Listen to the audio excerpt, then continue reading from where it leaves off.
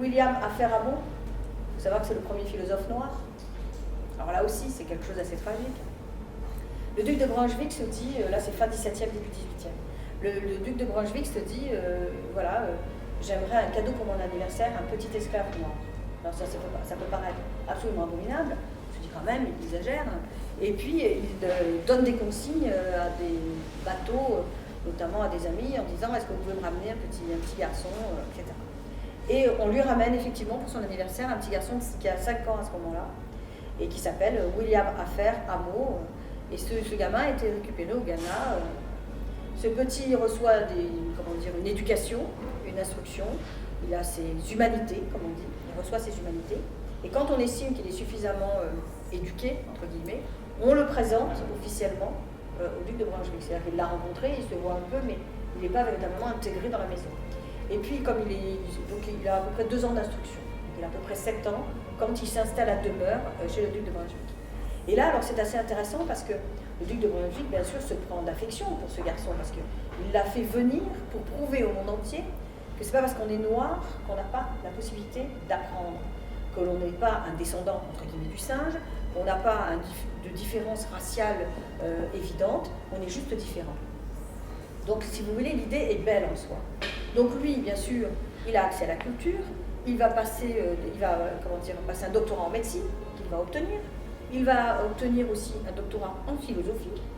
C'est énorme quand même. Et il va comme ça faire une carrière d'intellectuel, d'érudit. Il va obtenir une chaire à la faculté. Il va enseigner tout à fait convenablement, gentiment, etc. Jusqu'au moment où le duc de Brunswick décède et il se retrouve, bien entendu, sans le protecteur. Donc là, vous vous doutez de la méchanceté et de la cruauté des autres, qui sont jaloux déjà de son talent. Et là, eh bien, il y a des pamphlets, des pièces de théâtre dans lesquelles on met en scène avec, bien entendu, toute la moquerie vis-à-vis des Noirs. On le traite vraiment de manière absolument abominable. Et un jour, il dit, écoutez, moi, je remonte dans un bateau, je rentre chez moi. Donc il abandonne tout, il retourne au Ghana. Et au Ghana, vous vous doutez bien que quand il y arrive, on l'enferme dans un fort, parce qu'on dit, non mais puis quoi encore, il était chez lui, il avait peut-être un peu les accointances et les recommandations des uns et des autres, mais là, il est avec nous, il est embarqué, donc on le condamne, on le met au cachot. Et alors là, on perd un peu la trace de l'histoire.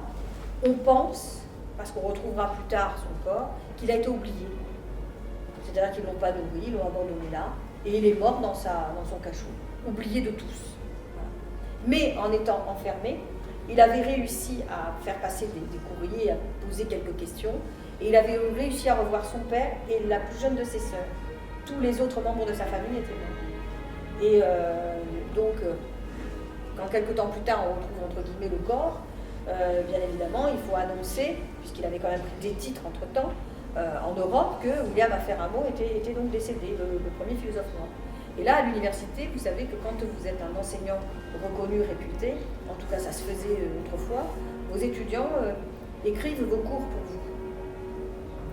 Et les professeurs, en fait, ne sont que dans une oralité. Donc les cours, si vous voulez, ils ne possèdent plus rien. Une fois que le cours est terminé, s'il y a un moment de fulgurance ou de génie, le professeur, lui, c'est pas qu'il l'oublie, parce qu'il sait ce qu'il a dit, hein, mais il oublie parce qu'il passe à autre chose, en fait. Et la leçon d'après, il est dans une autre fulgurance. Donc normalement, les étudiants, ce que vous devriez faire pour moi, en gros, devraient écrire les cours pour, à l'issue de la carrière ou à l'issue de l'année, donner au professeur le contenu de son cours. C'est dire s'il faut être appliqué quand vous prenez les notes. Hein. Parce que si le professeur lit quelque chose avec des contresens, c'est pas possible. Et donc, on rendait comme ça les cours et on rendait les hommages aux professeurs qui avaient occupé des chaires, qui avaient eu du talent, qui avaient été aimés de leurs étudiants.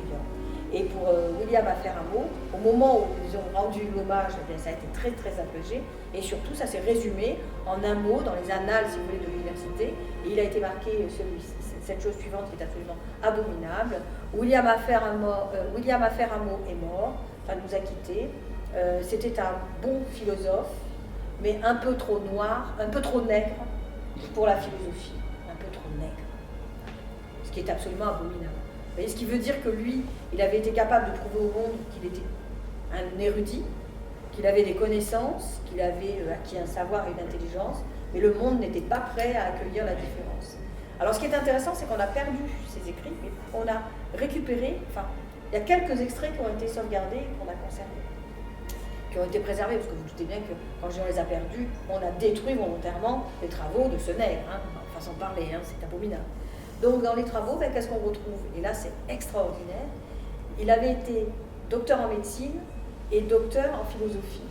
Eh bien il s'adressait à l'Afrique. Et il écrivait pour les Africains que la religion, si elle était véritablement trop prononcée dans les tribus, ça causerait du tort au peuple. Parce que le peuple, à un moment donné, doit pouvoir croire, mais aussi raisonner. Il faut qu'il se mette à distance de la superstition. Et c'est fort quand même, qu'un philosophe puisse penser justement peut-être ce pouvoir, vous savez, un peu ancestral, presque totémique, qu'on peut trouver comme ça dans l'Afrique, hein, le totem, la tribu, peut-être même la magie, les sorciers, toutes ces choses un peu surnaturelles.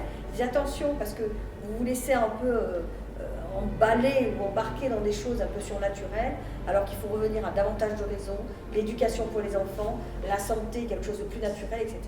Et donc il avait écrit pour donner la possibilité à l'Afrique de s'émanciper et d'essayer ben, justement de grandir à une culture, à une connaissance, etc.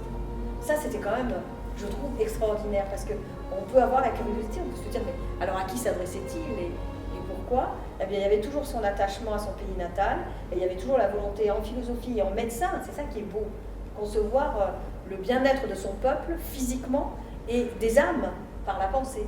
Pensez la philosophie, mais attention avec la théologie, ne vous laissez pas embarquer dans la superstition. Je trouve que c'est extraordinaire pour la période et pour l'époque. Voilà, premier philosophe noir, et puis malheureusement, ça ne lui a pas réussi. Mais c'était un homme, en fin de compte, on va dire, de valeur et de conviction.